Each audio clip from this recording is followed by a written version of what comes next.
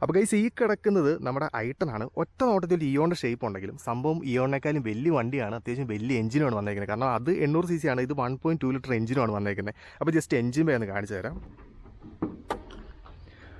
Okay, അപ്പോൾ എഞ്ചിൻ്റെ details പറയുകയാണെങ്കിൽ ഇതൊരു 1.2 ലിറ്റർ കാപ്പ എഞ്ചിനാണ് വന്നേക്കുന്നത്. അതായത് ഇപ്പോഴത്തെ നമ്മുടെ ഹുണ്ടായിലുള്ള സെയിം എഞ്ചിൻ തന്നെയാണ് ഇപ്പോൾ വന്നേക്കുന്നത്. ഇതിനകത്ത് ഇപ്പോൾ നോക്കും പറയും കുറച്ച് ചെളിയും കാര്യങ്ങളൊക്കെ ഉണ്ട്. കാരണം ഞാൻ ഇതിൻ്റെ അകം വാഷ് ചെയ്യാറില്ല. വാഷ് ചെയ്യാത്ത എന്നാന്ന് വെച്ചിട്ടുണ്ടെങ്കിൽ അതിനൊരു കാരണം കൂടെ ഉണ്ട്. അതും കൂടെ ഞാൻ പറഞ്ഞുതരാം. അതായത് വണ്ടിയുടെ പുറമെയുള്ള ലുക്ക് പരിചയപ്പെട്ടതിന് ശേഷം ഞാൻ ആ ഒരു മെക്കാനിക്കൽ റിവ്യൂലോട്ട് കിടക്കാം കേട്ടോ. അതായത് നമ്മുടെ ഇന്നത്തെ വീഡിയോയിൽ ശരിക്കും പറഞ്ഞാൽ ഞാനൊരു മെക്കാനിക്കൽ റിവ്യൂ ഉദ്ദേശിക്കുന്നത്. അതായത് ഐട്ടൻ്റെ ഡീറ്റെയിൽസ് പറയാന്നുള്ളതല്ല. ഇപ്പോൾ യൂസ്ഡ് മാർക്കറ്റിൽ അത്യാവശ്യം സെയിലുള്ള വണ്ടിയാണ് നമ്മുടെ ഐട്ടൺ എന്ന് പറയുന്നത്. കാരണം വിലക്കുറവാണ്, അത്യാവശ്യം നല്ല വണ്ടിയാണ്, വലിയ എഞ്ചിനുമാണ് വരുന്നത്. അപ്പോൾ അതുകൊണ്ട് ഫ്യൂച്ചറിൽ നമുക്ക് വരാൻ പോകുന്ന കുറച്ച് കംപ്ലയിൻസും അത് നമുക്ക് ശ്രദ്ധിക്കേണ്ട കാര്യങ്ങളും അങ്ങനത്തെ കുറേ കാര്യങ്ങളാണ് പറയാൻ വേണ്ടി പോകുന്നത്. അപ്പോൾ അതിന് മുമ്പായിട്ട് നമ്മുടെ വണ്ടി ഒന്ന് പരിചയപ്പെടാം. വണ്ടിയുടെ ലുക്ക് കാര്യങ്ങൾ ആദ്യം പരിചയപ്പെട്ടതിന് ശേഷം നമുക്ക് മെക്കാനിക്കൽ കാര്യത്തിലോട്ട് പോകാം. അപ്പോൾ ഫ്രണ്ട് ലുക്കിൻ്റെ കേസ് പറയുകയാണെങ്കിൽ നമുക്കറിയാം പഴയ വണ്ടികൾ കണ്ടിട്ടുള്ള ആ ഒരു സ്മൈലി ഷേപ്പുള്ള ഗ്രില്ലാണ് വന്നേക്കുന്നത്. അപ്പോൾ ഗ്രില്ലെന്ന് വെച്ചിട്ടുണ്ടെങ്കിൽ ഞാനിപ്പോൾ ശരിക്കും പറഞ്ഞാൽ ഇതൊരു മാറ്റ് ബ്ലാക്ക് ആയിരുന്നു. അത് ഞാനിപ്പോൾ ഗ്ലോസി ആക്കിയതാണ്. അതുപോലെ തന്നെ ഈ ലോഗോയും കാര്യങ്ങളൊക്കെ ഞാൻ ബ്ലാക്ക് ആക്കിയത്. ഇതൊക്കെ ശരിക്കും പറഞ്ഞാൽ ക്രോമിയാണ് വരുന്നത്, ഞാൻ ബ്ലാക്ക് ആക്കിയതാണ്. പിന്നെ അതുപോലെ തന്നെ ഫുൾ ഓപ്ഷൻ്റെ തൊട്ട് താഴെയുള്ള വേരിയൻ്റ് സ്പോർട്സ് വേരിയൻ്റ് ആണ്. ഇതിന് ഫോഗ് ലൈറ്റ് വരുന്നില്ല. പക്ഷേ ഫോഗ് ലൈറ്റ് നമുക്ക് റെഡിൻ്റെ അത് ബ്ലാക്ക് അടിച്ച് കിടക്കുന്നുണ്ട്. അത്യാവശ്യം ലുക്ക് ആയതുകൊണ്ടാണ് ഞാൻ ഈ ഫോഗ് ലൈറ്റ് പിടിപ്പിക്കാതിരിക്കുന്നത്. പിന്നെ നോർമൽ ഹെഡ്ലൈറ്റ് കാര്യങ്ങളൊക്കെയാണ് വരുന്നത്. ബമ്പറിൽ നിന്ന് കണക്ട് ചെയ്തിട്ട് നമ്മുടെ ബോണറ്റിലോട്ടും ഫെൻഡറിലോട്ടും കയറുന്ന രീതിയിലാണ് ഇതിൻ്റെ ഒരു ഹെഡ്ലൈറ്റ് വരുന്നത്. അത്യാവശ്യം നീളം ഉണ്ടെങ്കിലും ഈ ഒരു റൗണ്ടിൽ മാത്രമേ ഉള്ളൂ ഹെഡ്ലൈറ്റ്. പക്ഷേ നല്ല റിഫ്ലക്ഷനും കാര്യങ്ങളുള്ള കേട്ടോ. ഞാൻ ഇതിൻ്റെ LED ഇട്ടേക്കുന്നത്. അപ്പോൾ അതുകൊണ്ട് തന്നെ അത്യാവശ്യം രാത്രി നല്ലൊരു വ്യൂവും കാര്യങ്ങളും ഇതിൻ്റെ അത് വരുന്നുണ്ട്. ബോണറ്റ് ഏരിയ പറയുന്നത് അത്യാവശ്യം വലിയ ബോണറ്റ് ഏരിയ ആണ്. പക്ഷേ നമ്മുടെ ഇച്ചിരി താഴോട്ട് താന്നിരിക്കുന്ന രീതിയിലാണ്. പക്ഷേ അതുകൊണ്ട് തന്നെ നമുക്കൊരു ഗുണമുള്ളൂ. കാരണം അകത്തിരുന്ന് പുറത്തോട്ട് നോക്കുമ്പോൾ അത്യാവശ്യം വ്യൂവും കാര്യങ്ങളൊക്കെ ഇതിൻ്റെ അകത്ത് നല്ല രീതിയിൽ കിട്ടുന്നുണ്ട്. ഇപ്പം ലേഡീസിനൊക്കെ ആണെങ്കിലും ഓടിക്കുന്ന സമയത്ത് യാതൊരു ബുദ്ധിമുട്ടുമില്ല ഓടിക്കുന്ന സമയത്ത് പുറത്തോട്ടുള്ള ഒരു വ്യൂ കിട്ടാൻ വേണ്ടിയിട്ട്. പിന്നെ വലിയ വിൻഷീൽഡും കാര്യങ്ങളൊക്കെയാണ് വരുന്നത്. വൈപ്പറും കാര്യങ്ങളൊക്കെ കാണാം. വൈപ്പറൊക്കെ ഇച്ചിരി മുകളിലോട്ട് കയറിയിരിക്കുന്ന രീതിയിലാണ് വന്നേക്കുന്നത്. പക്ഷേ അകത്ത് അത് പക്ഷേ കാണുന്ന രീതിയിലൊന്നും അല്ല കേട്ടോ. സൈഡ് പ്രൊഫൈൽ പറയുകയാണെങ്കിൽ അത്യാവശ്യം നല്ലൊരു വണ്ടിയാണെന്ന് പറഞ്ഞാലും ഒരു ക്യൂട്ട് കാർ എന്നുള്ള രീതിയിൽ നമുക്കിത് പക്ഷേ ഒറ്റ നോട്ടത്തിൽ തോന്നുള്ളൂ. അതായത് ഒരു ഇയോണിനേക്കാളും വലുപ്പമുള്ളത് ഞാൻ മുമ്പ് തന്നെ പറഞ്ഞില്ല. അപ്പോൾ ആ ഒരു ഷേപ്പിൽ തന്നെയാണ് ഏകദേശം വന്നിരിക്കുന്നത്. പക്ഷേ ഇച്ചിരിയാണ് വലുപ്പമുണ്ട്. ഇതിൻ്റെ വീൽ സൈസ് പറയുകയാണെങ്കിൽ 13 ഇഞ്ചാണ് വരുന്നത്. പക്ഷേ ഇയോണിൻ്റെ 12 ആണ്, അതിനേക്കാളും വലുതാണ്. പിന്നെ അതുപോലെ ഫെൻഡറും കാര്യങ്ങളൊക്കെ വലുതായതുകൊണ്ട് നമുക്ക് വേണമെങ്കിൽ ടയർ ഇച്ചിരി വലുതാക്കാൻ പറ്റും. ഒരു 14 ഇഞ്ചൊക്കെ ഇട്ടിട്ട് ഒരു അലയും കൂടെ ഉണ്ടെങ്കിൽ സംഭവം വേറെ ലുക്കിലായിരിക്കും വരുന്നത്. പിന്നെ മിററിൽ തന്നെ നമുക്ക് ടേൺ ഇൻഡിക്കേറ്ററും ലൈറ്റും കാര്യങ്ങളൊക്കെ വരുന്നുണ്ട്. പിന്നെ അതുപോലെ ഓട്ടോ ഫോൾഡ് ഒന്നും അല്ല, പക്ഷേ ഇലക്ട്രിക്കൽ അഡ്ജസ്റ്റ് ചെയ്യാൻ പറ്റും. നമുക്ക് ഡയറക്ഷനും കാര്യങ്ങളൊക്കെ നമുക്ക് അതിൽ തന്നെ അഡ്ജസ്റ്റ് ചെയ്യാൻ പറ്റും. പിന്നെ ഡോറൊക്കെ ആണെങ്കിൽ ഒരു 80 ഡിഗ്രി വരെ നമുക്ക് തുറക്കാൻ പറ്റും. അതായത് 90 ഡിഗ്രി പുതിയ വണ്ടിയുടെ പോലെ ഒന്നും വരത്തില്ല, 80 ഡിഗ്രിയാണ്. പക്ഷേ കുഴപ്പമില്ല, അത്യാവശ്യം നമുക്ക് കയറി ഇറങ്ങാനാണെങ്കിൽ ഒരു ബുദ്ധിമുട്ടില്ലാത്ത രീതിയിലാണ് ആ ഒരു ഡോറിൻ്റെ പൊസിഷനും കാര്യങ്ങളൊക്കെ വരുന്നത്. പിന്നെ നമ്മുടെ ഗ്ലാസ് ഏരിയ ആണെങ്കിൽ അത്യാവശ്യം വലുത് തന്നെയാണ്. പിന്നെ പുറകിലാണെങ്കിൽ ചെറിയൊരു ക്വാർട്ടർ ഗ്ലാസ് പോലെ ചെറിയൊരു സംഭവം കൊടുത്തിട്ടുണ്ട്. പിന്നെ ഗ്രൗണ്ട് ക്ലിയറൻസ് പറയുന്നത് 165 മില്ലിമീറ്ററാണ്. അതായത് അത്യാവശ്യം ഗട്ടറിലൊക്കെ ചാടിയാലും വലിയ കുഴപ്പമില്ലാത്ത രീതിയിലുള്ളൊരു ഗ്രൗണ്ട് ക്ലിയറൻസും കാര്യങ്ങളൊക്കെ ഇതിനകത്ത് വരുന്നുണ്ട്. പിന്നെ ബാക്കിലേക്ക് വരുമ്പോഴത്തേക്ക് ഈ സംഭവം ഞാൻ ശരിക്കും പറഞ്ഞാൽ ഷോയ്ക്ക് വെച്ചേക്കുന്നതെന്നും പറയാം, എന്നാൽ അതേസമയം ബമ്പറിന് ഒരു ലോക്കാക്കി വെച്ചേക്കുന്നതെന്നും വേണേൽ പറയാം. അതായത് ഈ ബമ്പർ കുറേ നാൾ കഴിയുമ്പോൾ ഈ ഗ്യാപ്പൊക്കെ വിട്ടുപോയിട്ട് ചിലപ്പോൾ ചാടിപ്പോരും. അത് ചാടിപ്പോരായിരിക്കേണ്ടിട്ട് ഞാൻ തന്നെ പിടിപ്പിച്ചിരിക്കുന്ന സാധനമായിട്ടത്. പക്ഷേ സംഭവം ലുക്കാണ്, പക്ഷേ എന്നാലും നമ്മൾ സേഫ്റ്റിക്ക് വേണ്ടി വെച്ചേക്കുന്ന. ഇനി ബാക്കിലോട്ടൊന്ന് നോക്കാം. ഇതിൻ്റെ ബാക്ക് വ്യൂ പറയുകയാണെങ്കിൽ അത്യാവശ്യം നല്ല വലുപ്പം തോന്നുന്നുണ്ടോ. കാരണം ഫ്രണ്ട് വശം ഇച്ചിരി കുഞ്ഞായിട്ട് തോന്നിയാലും ബാക്കിലോട്ട് വരുമ്പോൾ അങ്ങനത്തെ പ്രശ്നമൊന്നുമില്ല. പിന്നെ ഫുൾ ഓപ്ഷൻ തൊട്ട് താഴെയാണ്ട് ഡീഫോഗറും കാര്യങ്ങളൊക്കെ ഇട്ട് വരുന്നുണ്ട്. പിന്നെ അതുപോലെ റിയർ വൈപ്പർ വരുന്നുണ്ട്. പിന്നെ അതുപോലെ ബൂട്ട് സ്പേസിൻ്റെ കേസ് പറയുകയാണെങ്കിൽ അത്യാവശ്യം നല്ല ബൂട്ട് സ്പേസും കാര്യങ്ങളൊക്കെ ഇതിൻ്റെ അത് വരുന്നുണ്ട്. ഇപ്പം ഞാൻ ഓൾറെഡി സബും കാര്യങ്ങളൊക്കെ കയറ്റി വെച്ചേക്കുന്നതായതുകൊണ്ട് അധികം സ്പേസ് ഒന്നും ഇല്ല. പിന്നെ അതുപോലെ ഞാൻ ഒരു വീഡിയോ ഒക്കെ ഇട്ട നമ്മുടെ വാക്യൂം ക്ലീനർ ആയി കിടക്കുന്നതൊക്കെ. ഓക്കെ, അപ്പം ഇതാണ് നമ്മുടെ അകത്തുനിന്നുള്ള സംഭവം എന്ന് പറയുന്നത്. ജസ്റ്റ് ഇൻറ്റീരിയറും കൂടെ ഒന്ന് കയറി കാണിച്ചിട്ട് സ്പേസും കാര്യങ്ങളും കൂടെ നിങ്ങളൊന്ന് പരിചയപ്പെടുത്തി തരാം.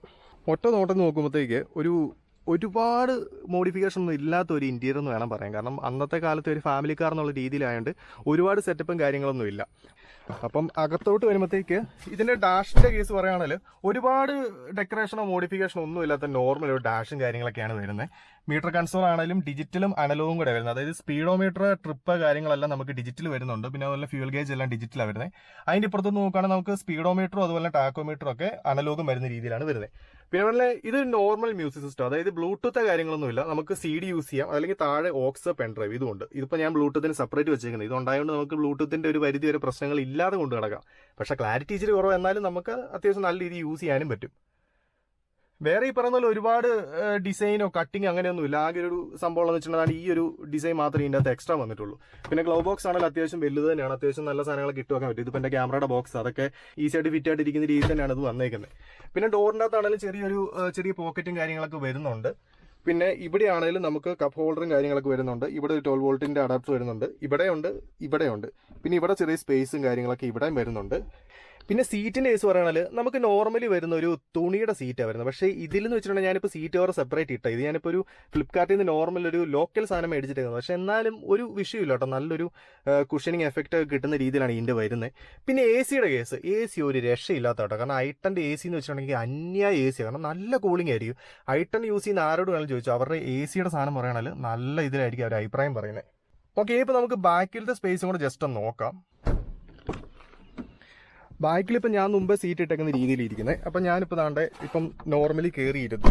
പക്ഷേ ഇരുന്ന് കഴിയുമ്പോഴത്തേക്ക് ഇവിടുത്തെ സ്പേസ് എന്ന് പറഞ്ഞാൽ താണ്ടെ ഈ ഒരു ഇത്രേ ഉള്ളൂ. ഈ ഒരു എന്താ പറയുക, 2 വിരലിൻ്റെ സ്പേസ് ഇവിടെ ഉള്ളൂ. അതല്ലേ, ഒരുപാട് സ്പേസും കാര്യങ്ങളും നമുക്ക് ഈ വണ്ടിയുടെ ബാക്കിലോട്ട് വരുന്നില്ല. പിന്നെ അതുപോലെ തന്നെ ഇവിടെയാണ് ചെറിയൊരു ടണൽ പോലെ വരുന്നുണ്ട്. അതായത് നടുക്ക് ശരിക്കും പറഞ്ഞാൽ ഒരു കൊച്ചിൻ ഇരിക്കുന്ന രീതിയിലുള്ള, അതായത് അവിടെ ഒരാൾ ഇവിടെ ഒരാൾ നടുക്കൊരു കൊച്ച്, അങ്ങനെ വേണമെങ്കിൽ നമുക്ക് നോക്കാൻ പറ്റുള്ളൂ. കാരണം ഒരുപാട് സ്പേസിൻ്റെ കേസിൽ നമുക്ക് പറയാൻ പറ്റില്ല. ബാക്കിലത്തെ കേസിലാണ്, ഫ്രണ്ടിൽ അത്രയും വിഷയമൊന്നുമില്ല.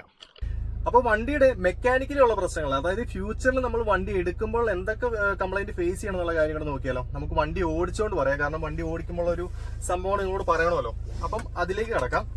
ഓക്കെ, അപ്പം നമുക്ക് ആദ്യം തന്നെ പറയുകയാണെങ്കിൽ നമ്മുടെ ഈ വണ്ടി ശരിക്കും പറഞ്ഞാൽ ഒരു നോർമൽ രീതിയിൽ ഓടിക്കുന്ന ആൾക്ക് ഒരു കുഴപ്പമില്ല. അത്യാവശ്യം നല്ല ഓട്ടവും കാര്യങ്ങളൊക്കെ ഉണ്ടെങ്കിൽ ഒരു പ്രശ്നമില്ലാതെ ഈ വണ്ടി കൊണ്ടു നടക്കാം. അതായത് നമ്മൾ വണ്ടി ഇപ്പം ഒരുപാട് നാൾ ഓടിക്കാതിരിക്കുവാണേലും പിന്നെ അതുപോലെ കറക്റ്റ് ആയിട്ട് സർവീസ് ഒക്കെ ചെയ്തില്ലെങ്കിൽ കുറച്ച് കംപ്ലൈന്റ്സും കാര്യങ്ങളൊക്കെ ഫേസ് ചെയ്യാറുണ്ട്. പിന്നെ അതുപോലെ തന്നെ നോർമലി ആയിട്ട് വരുന്ന കുറച്ച് കംപ്ലൈന്റ് ഉണ്ട്. അതൊക്കെ എന്തൊക്കെയാണെന്ന് പറഞ്ഞുതരാം. അപ്പൊ ഫസ്റ്റ് തന്നെ ഞാൻ ഇതിന്റെ എഞ്ചിൻ ഡീറ്റെയിൽസ് ഒന്ന് കറക്റ്റ് ഒന്ന് പറഞ്ഞുതരാം. അതായത് 1.2 ലിറ്റർ കാപ്പ എഞ്ചിനാണ് ഇതിന്റെ അകത്ത് വരുന്നത്. അതായത് നമ്മുടെ ഹ്യുണ്ടായുടെ പുതിയ വണ്ടികളിലൊക്കെ ഉള്ള ആ ഒരു കാപ്പ എഞ്ചിനാണ് ഇതിന്റെ അകത്ത് വന്നേക്കുന്നത്. അപ്പൊ കാപ്പ എഞ്ചിന്റെ പ്രത്യേകത എന്ന് വെച്ചിട്ടുണ്ടെങ്കിൽ നല്ല പെർഫോമൻസ് ആയിരിക്കും. അതായത് ഓടിക്കാൻ നല്ല കിടു ഫീൽ കിട്ടുന്ന ഒരു വണ്ടിയാണ്. പക്ഷെ മൈലേജിന്റെ കേസിൽ ഒട്ടും നമ്മൾ ഓക്കെ ആയിരിക്കില്ല. കാരണം മൈലേജ് തീരെ കുറവായിരിക്കും. ഇപ്പൊ എന്നെ സംബന്ധിച്ച് പറയുകയാണെങ്കിൽ ഹൈവേയിലൊക്കെ എനിക്ക് കിട്ടുന്ന ഒരു 13 റേഞ്ച് കണ്ടൊക്കെ ഉള്ളൂ. അതുപോലെ തന്നെ ലോക്കൽ ഓടിക്കുവാണെങ്കിൽ ഈ പറയുന്ന പോലെ ഒരു 8 കിലോമീറ്റർ ഒക്കെ നമുക്ക് കിട്ടാറുള്ളൂ. അത് ഭയങ്കര ഒരു മോശം ഫീൽ തന്നെ. കാരണം നമ്മുടെ ഒന്നാമതൊരു കുഞ്ഞു വണ്ടിയാണ്, ഒരു ഫാമിലി കാറാണ്. അപ്പൊ നമുക്ക് എവിടെയൊക്കെ പോകുമ്പോൾ മൈലേജ് ഇല്ലാന്നൊരു ഇഷ്യൂ പറയുന്നത് ശരിക്കും പറഞ്ഞാൽ ഭയങ്കര ബുദ്ധിമുട്ടുള്ള കേസാണ്. പിന്നെ ബാക്കിയുള്ള കാര്യം പറയുകയാണെങ്കിൽ ഇതിന്റെ പെർഫോമൻസിന്റെ കേസ് പറയുകയാണെങ്കിൽ എഞ്ചിൻ ഈ പറയുന്ന 1.2 ലിറ്റർ എഞ്ചിൻ ആയതുകൊണ്ട് തന്നെ 4 സിലിണ്ടർ എഞ്ചിനാണ്. അപ്പൊ ഇതിന്റെ മാക്സിമം പവർ കിട്ടുന്നത് 82 bhp പവറാണ് കിട്ടുന്നത്. പിന്നെ ടോർക്കിന്റെ കേസാണെങ്കിൽ 112 Nm ടോർക്ക് ഇതിന് കിട്ടുന്നുണ്ട്. പിന്നെ ടോപ്പ് സ്പീഡൊക്കെ എനിക്ക് 120 കണ്ടാന്ന് തോന്നുന്നു. 10 സെക്കൻഡും കണ്ട് മതി 100 എത്താൻ വേണ്ടിട്ട്. പക്ഷെ ഞാൻ അങ്ങനത്തെ കേസുകൾ നോക്കിയിട്ടില്ല. കാരണം നമ്മളെ സംബന്ധിച്ച് ഇപ്പോൾ ഒരുപാട് സ്പീഡിൽ പോവുക അല്ലെങ്കിൽ ഇങ്ങനെ മത്സരിക്കുക എന്നുള്ള പരിപാടിയൊന്നും ഇല്ലാത്തതുകൊണ്ട് ഞാൻ അങ്ങനത്തെ കാര്യങ്ങൾ നോക്കിയിട്ടില്ല. പക്ഷെ ഓൺലൈനിൽ കാണിക്കുന്ന വെച്ചിട്ടാണെങ്കിൽ അതാണ് കറക്റ്റ് ഒരു കണക്കെന്ന് പറയുന്നത്. പിന്നെ അതുപോലെ തന്നെ നമ്മുടെ ഈ ഐട്ടൺ ഓട്ടം കുറവാണെങ്കിൽ മെയിൻ ആയിട്ട് കംപ്ലൈന്റ് വരുന്നൊരു കാര്യമാണ് നമ്മുടെ ഷോക്ക് സംബന്ധിച്ചുള്ളത്. ഷോക്ക് എന്ന് പറയുമ്പോഴത്തേക്ക് നമ്മുടെ ഷോക്കിന് വരാം, ലോവർ ആം ബോൾ ജോയിന്റിന് വരാം. ഇതിനൊക്കെ പെട്ടെന്ന് കംപ്ലൈന്റ് വരും. അതായത് ഷോക്കിന്റെ മുകളിൽ ഒരു റബ്ബറിന്റെ ഒരു ബുഷ് വരുന്നുണ്ട്. ആ ബുഷൊക്കെ പെട്ടെന്ന് ടൈറ്റ് ആയി പോയി കഴിയുമ്പോഴത്തേക്ക് സ്വാഭാവികമായിട്ട് നമ്മൾ ഗട്ടറൊക്കെ ചാടുമ്പോഴത്തേക്ക് ആ ഒരു ഫീൽ കിട്ടും. അതായത് ഒരു പടപട എന്നുള്ള സൗണ്ട് ഉണ്ട്. ഇപ്പൊ എന്റെ വണ്ടിക്ക് ഇച്ചിരി ഓട്ടം കുറവുണ്ട്. അപ്പം ആ ബുഷ് ഇച്ചിരി ടൈറ്റ് ആകാൻ തുടങ്ങിയിട്ടുണ്ട്. അപ്പൊ നെക്സ്റ്റ് സർവീസിന് അതെന്തായാലും നമുക്ക് ചേഞ്ച് ചെയ്യേണ്ടി വരും. അല്ല, ചേഞ്ച് അല്ല, റിപ്പയറിംഗിന്റെ കേസുള്ളൂ. അതായത് ഇപ്പൊ റബ്ബർ ബുഷിന്റെ കേസാണെങ്കിൽ ഇപ്പം റബ്ബർ ബുഷ് അല്ല, എന്റെ വണ്ടിക്ക് ശരിക്കും പറഞ്ഞാൽ ലോവർ ആം ബോൾ ജോയിന്റ് ആണ് ചെറിയൊരു ടൈറ്റ് വന്നത്. അതായത് കുറെ നാൾ ഓടാതിരിക്കുമ്പോൾ ആ ബോൾ ജോയിന്റ് അങ്ങോട്ട് ടൈറ്റ് ആയി കഴിയുമ്പോൾ നമ്മൾ ഗട്ടറി ആടുമ്പോൾ ഈ ഒരു കടകട എന്നുള്ള സൗണ്ട് വരും. പിന്നെ മറ്റേ ബുഷിനൊന്നും പെട്ടെന്ന് കംപ്ലൈന്റ് എടുത്തില്ല. അത് ഈ പറയുന്ന പോലെ മാസങ്ങളോളം വണ്ടി നിർത്തിയിട്ട് കഴിയുമ്പോഴത്തേക്ക് അത് ടൈറ്റ് ആയി പോകും. പക്ഷെ എന്തായാലും റീപ്ലേസ് ചെയ്യേണ്ട വരത്തില്ല. അതിന് മുകളിലത്തെ കുറച്ച് ഭാഗം കട്ട് ചെയ്തിട്ട് ഒരു റബ്ബറിന്റെ പീസ് കയറ്റി വെച്ചിട്ട് ഷോറൂമിൽ തന്നെ അങ്ങനത്തെ സംഭവം ചെയ്തു തരും. ഒരു 500 രൂപ 1000 രൂപ ചെലവ് വരുള്ളൂ. പിന്നെ മറ്റേ ബോൾ ജോയിന്റ് ആണെങ്കിൽ ഒരു പീസിന് തന്നെ 1200 രൂപ വരും, 1 സൈഡ്. അപ്പൊ നമുക്ക് 2 സൈഡ് എന്തായാലും ചേഞ്ച് ചെയ്യേണ്ടി വരും. അപ്പൊ 1 സൈഡ് 1200 വെച്ചിട്ട് 2 സൈഡിന്റെ കൂട്ടിച്ച്, അപ്പൊ അത്രയും നമുക്ക് ചെലവ് എന്തായാലും വരുന്നുണ്ട്. പിന്നെ നമുക്ക് വേറെ കംപ്ലൈന്റ് മെയിൻ ആയിട്ട് ആയിട്ടെന്ന് വരുന്നതെന്ന് വെച്ചിട്ടുണ്ടെങ്കിൽ ക്ലച്ച് സംബന്ധിച്ചുള്ള കംപ്ലൈന്റ് പെട്ടെന്ന് വരും. അതിന്റെ ക്ലച്ചിന് ഒരു പ്രത്യേകത ഉണ്ട്. അതായത് നമ്മളിപ്പോ ഓട്ടം കുറവാണെങ്കിൽ ക്ലച്ച് പെട്ടെന്ന് ടൈറ്റ് ആവും. അതായത് ഇപ്പൊ നമ്മളൊരു ട്രാഫിക്കിൽ പോയി നിൽക്കുമെന്ന് വെച്ചു, ട്രാഫിക്കിൽ പോകുമ്പോഴത്തേക്ക് നമ്മൾ ചിലപ്പം ഫ്രണ്ടിൽ വണ്ടി ഉണ്ടായിരിക്കാം. അപ്പൊ പെട്ടെന്ന് ആ വണ്ടി പോയി കഴിയുമ്പോൾ നമ്മൾ ചാടിയൊക്കെ എടുക്കൂല. എടുക്കുന്ന സമയത്ത് ചിലപ്പോൾ ഒന്ന് സ്ലോ അടിച്ചിട്ട് പെട്ടെന്ന് ഒരു ചാട്ടം ചാടും.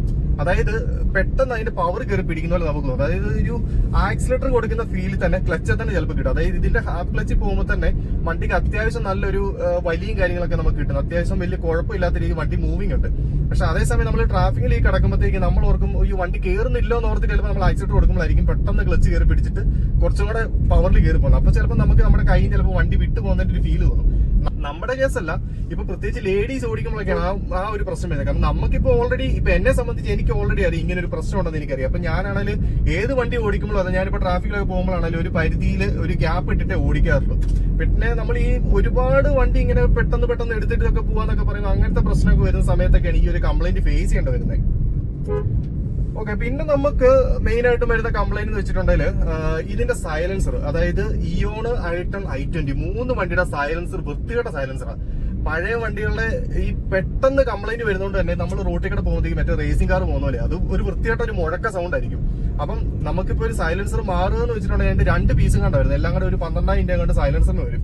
പക്ഷെ അതേസമയം നമുക്ക് അത്യാവശ്യം ഈ ഗ്യാസ് ബിൽഡ് ഒക്കെ ചെയ്യുന്നിടത്ത് വേണേൽ നമുക്ക് പോയിട്ട് വെൽഡ് ചെയ്തിട്ട് നമുക്ക് വേണമെങ്കിൽ ആ ഒരു കംപ്ലൈന്റ് പരിഹരിക്കാനും പറ്റും. അതായത് ഞാനിപ്പോ എന്റെ സൈലൻസർ കംപ്ലീറ്റ് ആയിട്ട് വെൽഡ് ചെയ്ത് വെച്ചേക്ക്, കാരണം മൊത്തത്തിൽ ഒരു ഇതായിരുന്നു, കംപ്ലൈന്റ് ആയിരുന്നു. അപ്പൊ ഞാൻ ഒരു നല്ല ലേറ്റൊക്കെ ഉണ്ടായപ്പോൾ അവര് അത്യാവശ്യം നല്ല ഈ ഇരുമ്പിന്റെ പീസ് വെച്ച് അത് വെൽഡ് ചെയ്തുകൊണ്ട് തന്നെ ഇപ്പൊ എനിക്ക് കംപ്ലൈന്റ് കാര്യങ്ങളൊന്നും ഇല്ല. അതായത് ഒരു 5 മാസം കൂടുമ്പോഴേലും നമ്മുടെ സൈലൻസർ ഇങ്ങനെ വെൽഡ് ചെയ്തുകൊണ്ടേ ഇരിക്കണം. അത് ഇയോൺ ആണെങ്കിലും ഐട്ടൺ ആണെങ്കിലും i20 ആണെങ്കിലും, പുതിയതല്ല പഴയ വണ്ടിയുള്ള കേസാണ് ഞാൻ പറയുന്നത്. അപ്പൊ ആ കംപ്ലൈന്റ് ഒരു പരിധി വരെ നമുക്ക് ഫേസ് ചെയ്യേണ്ടി വരും. അപ്പൊ നല്ല രീതിയിൽ വെൽഡ് ചെയ്യാൻ അറിയുന്ന ആൾക്കാർ എടുത്ത് ചെല്ലുകയാണെങ്കിൽ ഗ്യാസ് വെൽഡ് ചെയ്തിട്ട് സംഭവം നമുക്ക് ക്ലിയർ ആക്കി തരും കംപ്ലീറ്റ് ആയിട്ട്. അതായത് ഒരു ഇച്ചിരി തുരുമ്പുണ്ടെങ്കിൽ പോലും അത് ക്ലിയർ ആക്കിയില്ലെങ്കിൽ ഫ്യൂച്ചറിൽ ആ തുരുമ്പ് ഇങ്ങനെ കയറി വന്നിട്ട് ചിലപ്പോൾ നമുക്ക് ലാസ്റ്റ് പണിയാവാനുള്ള ചാൻസ് ഉണ്ട്. അപ്പൊ അത് മെയിൻ ആയിട്ട് നമ്മൾ നോക്കിയേക്കണം. ഓക്കെ, പിന്നെ നമുക്ക് മെയിൻ ഇഷ്യൂ എന്ന് പറഞ്ഞിട്ടുണ്ട്, ഞാൻ മുമ്പ് എഞ്ചിൻ ബേ കാണിച്ചപ്പോൾ ഞാൻ നിങ്ങളോട് പറഞ്ഞു ഞാൻ എഞ്ചിൻ ബേ വാഷ് ചെയ്യാറില്ലെന്ന് പറഞ്ഞു. കാരണം എന്ന് വെച്ചിട്ടുണ്ടെങ്കിൽ എഞ്ചിൻ ബേക്കകത്ത് ശരിക്കും പറഞ്ഞാൽ പെട്ടെന്ന് കംപ്ലൈന്റ് വരുന്ന സെൻസറുകളുള്ളത്, അതായത് നമ്മുടെ ECM ഒക്കെ ആണെങ്കിലും പെട്ടെന്ന് കംപ്ലൈന്റ് വരും. അതെന്നാന്ന് വെച്ചിട്ടുണ്ടെങ്കിൽ ഒരു തുള്ളി വെള്ളം അകത്തോട്ട് പോയിട്ടുണ്ടെങ്കിലാണ് ഈ ഒരു പ്രശ്നം വരുന്നത്. അതായത് ഇപ്പൊ നമ്മൾ വണ്ടി വാഷ് ചെയ്യുന്ന സമയത്ത് നമ്മളിപ്പോ സർവീസ് സെന്ററിൽ പോകുമ്പോൾ അവരോട് പറയും എഞ്ചിൻ ബേ ക്ലീൻ ചെയ്യണ്ടെന്ന് പറയാം, പകരം എയർ അടിച്ചു, അതിന് വിഷയമില്ല. പക്ഷെ വെള്ളം കയറിയിട്ടുണ്ടെ പ്രശ്നമാണ്. പിന്നെ അതുപോലെ തന്നെ നമ്മളിപ്പോ ഈ റോഡിലൊക്കെ ആണെങ്കിലും ഇപ്പൊ ഈ മഴക്കാലമാണ്, ഒരുപാട് വെള്ളം കെട്ടി കിടക്കുമ്പോൾ നമ്മൾ ഓർക്ക് അപ്പുറത്തോട്ട് പോകാലോ എന്ന് ഓർക്കും.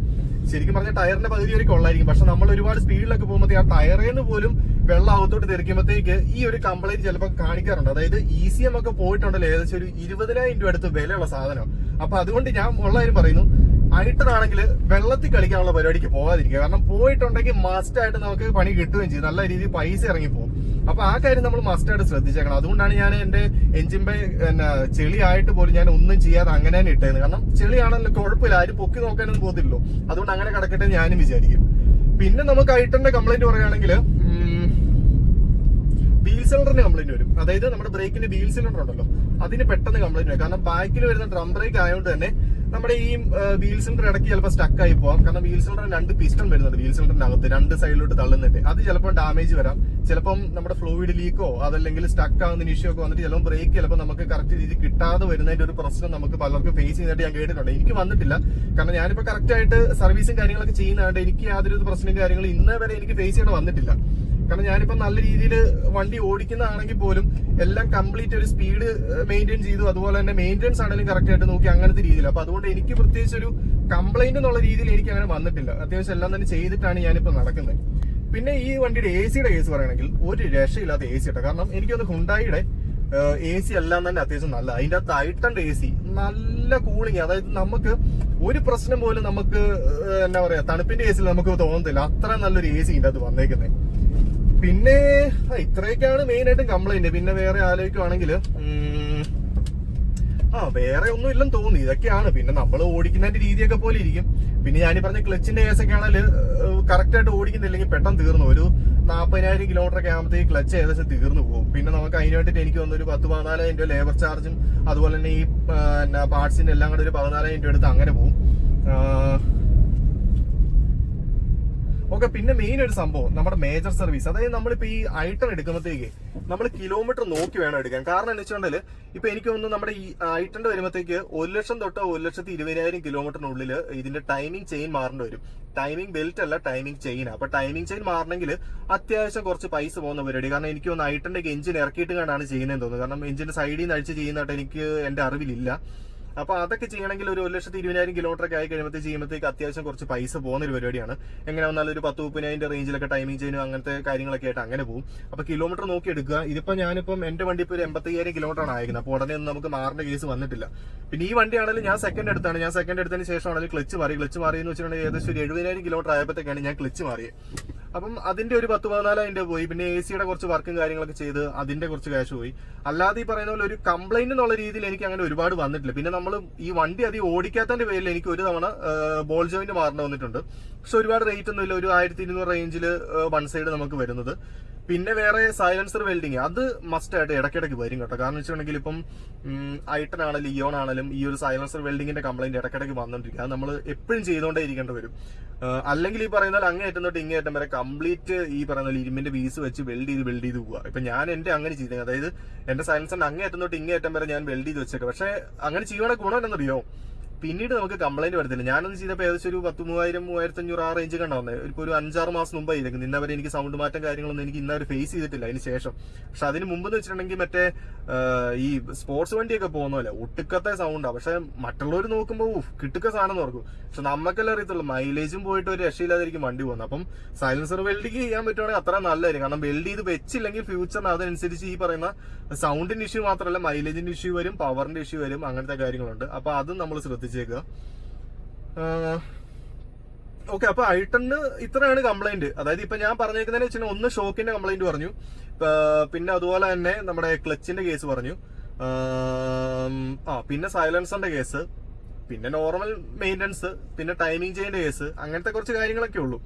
പിന്നെ ഐട്ടന്റെ കേസ് പറയുകയാണെങ്കിൽ ഉള്ള കാര്യം പറയാലോ, ഇപ്പം ഐട്ടൺ കൂടുതലും ലേഡീസാണ് യൂസ് ചെയ്യുന്നത്. കാരണം ഇപ്പൊ ഇതിന്റെ വ്യൂവും കാര്യങ്ങളൊക്കെ ആണെങ്കിൽ നമുക്ക് ഫ്രണ്ടിൽ നോക്കുമ്പോഴത്തേക്ക് ആ ഒരു വേറെ തടസ്സങ്ങളും കാര്യങ്ങളൊന്നുമില്ല, പെട്ടെന്ന് നമുക്ക് ഓടിച്ചുകൊണ്ട് പോകാൻ പറ്റും. പിന്നെ കുഞ്ഞു വണ്ടി ആയതുകൊണ്ട് ക്യൂട്ട് വണ്ടി ആയതുകൊണ്ടും നമുക്ക് ഈ ട്രാഫിക്കിന്റെ അകത്തോടെ കുത്തി കയറ്റി പോകാനാണെങ്കിലും വലിയ കുഴപ്പമൊന്നുമില്ല. കാരണം അത്യാവശ്യം നല്ല എഞ്ചിനും കൂടെ ഉണ്ടായതുകൊണ്ട് നമുക്ക് നല്ല രീതിയിൽ ഇങ്ങനെ പൊളഞ്ഞ് കയറി പോകണമെങ്കിൽ ആ രീതിയിൽ പോകാം, ഒരു കുഴപ്പമില്ല. പിന്നെ ഈ പറയുന്ന പോലെ ഈ വണ്ടി വെച്ചിട്ട് അഡ്രനാലിലൊക്കെ വർക്ക് ചെയ്യാൻ നല്ല സുഖമായിരിക്കും. അതായത് പെട്ടെന്ന് സ്പീഡ് കയറ്റി എടുക്കാൻ പറ്റും. ഇപ്പൊ ഒരു നല്ല ഹൈവേ കിട്ടുവാണെങ്കിൽ ഞാൻ ഈ പറയുന്ന പോലെ ചുമ്മാ നോക്കാറുണ്ട് വണ്ടിക്ക് എങ്ങനെ സ്പീഡൊക്കെ കയറുമെന്നൊക്കെ അറിയാം. കാരണം വല്ലപ്പോഴും വണ്ടി നമ്മൾ അങ്ങനെ കയറ്റി നോക്കണമല്ലോ. അപ്പൊ അതുകൊണ്ട് മാത്രം ഞാൻ ഇടയ്ക്ക് അങ്ങനെ നോക്കും. പക്ഷെ നമ്മൾ കാല് കൊടുക്കുമ്പോൾ അതിന്റെ ഒരു ഫീൽ നമുക്ക് കിട്ടും കേട്ടോ. അതായത് മറ്റ് ഈ സെയിം എഞ്ചിൻ വരുന്ന ബാക്കി വണ്ടികളൊക്കെ നോക്കുമ്പോൾ എനിക്ക് അത്ര ഒരു ഫീൽ എനിക്ക് കിട്ടാറില്ല. പിന്നെ ഒന്നാമത്തെ കാര്യം വണ്ടി ചെറുതും എഞ്ചിൻ വലുതുമാണ്. അപ്പം കുഞ്ഞു വണ്ടി വലിയ എഞ്ചിൻ വലിച്ചിട്ട് പോകുന്നതിന്റെ ആ ഒരു ഇതുകൊണ്ടായിരിക്കും ഇത്രയും നമുക്കൊരു സൂപ്പറായിട്ട് ഒരു പെർഫോമൻസ് നമുക്ക് ഫീൽ ചെയ്യുന്നത്. അപ്പൊ എന്തിരുന്നാൽ പോലും ഐട്ടൺ എടുക്കുന്നതുകൊണ്ട് വലിയ കുഴപ്പമൊന്നുമില്ല. പക്ഷെ നമ്മൾ ഇങ്ങനത്തെ കുറച്ച് കാര്യങ്ങളൊക്കെ നോക്കുക. അതായത് നമ്മളിപ്പോൾ വണ്ടി എടുക്കുന്ന സമയത്ത് കറക്റ്റായിട്ട് ഓടിച്ചു നോക്കുന്ന സമയത്ത് ഈ പറയുന്ന പോലെ സൗണ്ടോ അലപ്പോ കാര്യങ്ങളുണ്ടോ നോക്കുക. പ്രത്യേകിച്ച് ഷോക്കിന്റെ സൈഡിൽ നിന്നും സൈലൻസറിന്റെ സൈഡിൽ നിന്നും സൗണ്ടോ കാര്യങ്ങളുണ്ടോ നോക്കുക. പിന്നെ ഓടിച്ച് നോക്കുമ്പോൾ എന്തെങ്കിലും മിസ്സിങ് കാര്യങ്ങളുണ്ടോ നോക്കുക. കാരണം എന്തെങ്കിലുമൊക്കെ കംപ്ലൈന്റ് കാര്യങ്ങളൊക്കെ വരാൻ ചാൻസ് ഉള്ളതായതുകൊണ്ട് തന്നെ കറക്റ്റായിട്ട് നോക്കി എടുത്തില്ലെങ്കിൽ ചിലപ്പോൾ ഫ്യൂച്ചറിൽ പ്രശ്നം വരാം. ആ ഒരു കാര്യം മാത്രം നമുക്ക് മെയിനായിട്ട് ശ്രദ്ധിക്കാവുള്ളൂ. പിന്നെ ഓക്കെ, പിന്നെ ഒരു കേസും കൂടെ ഉണ്ട്. നമ്മുടെ ഈ ഒരു സ്റ്റിയറിംഗിന്റെ കേസ് നോക്കണം. കാരണം ഇലക്ട്രിക് മോട്ടറാണ് നമുക്ക് സ്റ്റിയറിംഗിന്റെ അകത്ത് വരുന്നത്. അപ്പം വളരെ ചുരുക്കമായിട്ട് കംപ്ലൈന്റ് കണ്ടുവരാറുണ്ട്. അത് നമുക്ക് ഈ പറയുന്ന പോലെ ഓട്ടം കുറവാണല്ലൊക്കെയാണ് ആ കംപ്ലൈന്റ് വരുന്നത്. അപ്പൊ നമ്മൾ വണ്ടി എടുത്ത് ഈ പറയുന്ന പോലെ ടെസ്റ്റ് ഡ്രൈവ് എടുക്കുന്ന സമയത്ത് വണ്ടി ശരിക്കും നല്ല ടേണിംഗ് ഒക്കെ വരുമ്പോൾ നല്ല രീതിയിൽ വളച്ച് നോക്കുക. എന്തെങ്കിലും സ്റ്റക്ക് ആകുന്നതിന്റെയോ അല്ലെങ്കിൽ പിടുത്തമുള്ളതിന്റെ അങ്ങനെ എന്തെങ്കിലും ഉണ്ടോ നോക്കുക. അങ്ങനെ ഉണ്ടെങ്കിൽ അതൊന്ന് ചെക്ക് ചെയ്ത് നോക്കുക. കാരണം പെട്ടെന്ന് കംപ്ലൈന്റ് വരത്തില്ല. പക്ഷെ എന്നാലും കംപ്ലൈന്റ് ചെറുതായിട്ട് സ്റ്റാർട്ട് ചെയ്തിട്ടുണ്ടെങ്കിൽ പെട്ടെന്ന് കയറി പിടിച്ചിട്ട് അത് മോട്ടർ മാറേണ്ടി വരും. ഏതാണ്ട് ഒരു 10-15 റേഞ്ചിലും കണ്ട് വരുന്ന. പിന്നെ ഹ്യുണ്ടായിയുടെ ആയതുകൊണ്ട് പാർട്സിന് ഇച്ചിരി വില കൂടുതലുണ്ടെന്ന് തോന്നുന്നു. പിന്നെ ഐട്ടന്റെ നോർമൽ സർവീസ് കോസ്റ്റ് ആണെങ്കിലും ഇച്ചിരി കൂടുതൽ. അതായത് ഇപ്പൊ നമ്മളിപ്പോൾ പീരിയോഡിക് മെയിൻ്റെനൻസ് ആണെങ്കിലും നമ്മളിപ്പോൾ ഷോറൂമിൽ ചെയ്യുമ്പോൾ എനിക്ക് വന്നുകൊണ്ട് നോർമൽ ഓയിൽ ചേഞ്ച് ഫിൽട്ടർ അങ്ങനത്തെ കാര്യങ്ങളൊക്കെ വരുമ്പോൾ തന്നെ ഒരു 4,200 കണ്ട് അത്രയും വരുന്നുണ്ട്. പിന്നെ വേറെ എക്സ്ട്രാ വരുന്നതിന് അതനുസരിച്ച് നമുക്ക് സ്പെയർ പാർട്സിന് കുറച്ച് വില കൂടുതലായിരിക്കും, ലേബർ ചാർജും കൂടുതലായിരിക്കും. ലോക്കൽ വർക്ക്ഷോപ്പിൽ ചെയ്യുവാണെങ്കിൽ വലിയ കുഴപ്പമില്ല. പക്ഷെ ഷോറൂമിൽ ചെയ്യുവാണെങ്കിൽ അതിൻ്റെതായ കുറച്ച് ചെലവും കാര്യങ്ങളൊക്കെ വരും. കാരണം ഇപ്പം എഞ്ചിന്റെ സൈസ് വെച്ചിട്ടാണ് അവിടെ ലേബർ ചാർജ് വരുന്നത്. അപ്പം അതുകൊണ്ട് തന്നെ ഇപ്പൊ 1200 cc സെഗ്മെന്റ് വരുന്ന ആയതുകൊണ്ട് തന്നെ കുറച്ച് ലേബർ ചാർജും അതുപോലെ പാർട്സിന്റെ കേസിലൊക്കെ കുറച്ച് വില കൂടുതലായിരിക്കും വരുന്നത്. വേറെ എങ്ങനെ പറയത്തക്ക പ്രശ്നങ്ങളൊന്നുമില്ല. കറക്റ്റായിട്ട് നോക്കി നടക്കുവാണെങ്കിൽ വലിയ കുഴപ്പമില്ലാതെ കൊണ്ടു നടക്കാൻ പറ്റുന്ന വണ്ടിയാണ്. ഓക്കെ, അപ്പൊ എന്നിരുന്നാലും ഞാൻ ഐട്ടന്റെ കേസ് ഇത്ര ഉദ്ദേശിക്കുന്നുള്ളൂ. ഐട്ടൺ എടുക്കുന്ന ആൾക്കാർക്ക് വലിയ കുഴപ്പമില്ലാതെ നമുക്ക് നോക്കി എടുക്കുവാണെങ്കിൽ ഫ്യൂച്ചറിൽ നമുക്ക് കൊണ്ടു നടക്കാം. പിന്നെ ഒരുപാട് കിലോമീറ്റർ ആകാത്ത വണ്ടികൾ എടുക്കുക. ആ ഒരു കേസ് മാത്രം നോക്കിയാൽ. അപ്പൊ എന്തായാലും നല്ലൊരു വീഡിയോ ആയിട്ട് നമുക്ക് നാളെ കാണാം.